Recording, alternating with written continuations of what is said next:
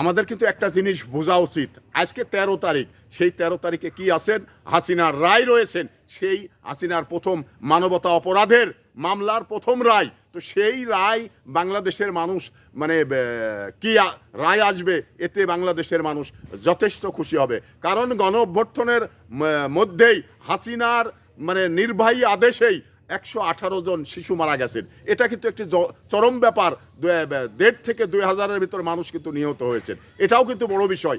আর বিভিন্নভাবে আপনার প্রায় ১৪,০০০ মানুষ বিভিন্নভাবে পঙ্গুত্ব বরণ করেছেন। তো সেই মামলার রায় যখন আজকে প্রথমে হতে যাচ্ছেন, তো আওয়ামী লীগ তারা কিন্তু কর্মসূচি ঘোষণা করেছেন যে এই ১৩ তারিখে আমরা ঢাকাতে শাটডাউন করব। তা আওয়ামী লীগের বাপের দিন রয়েছে যে আওয়ামী লীগ শাটডাউন ঢাকাতে ঘোষণা করবে? এত বড় আওয়ামী লীগের সাহস কে দিয়েছে?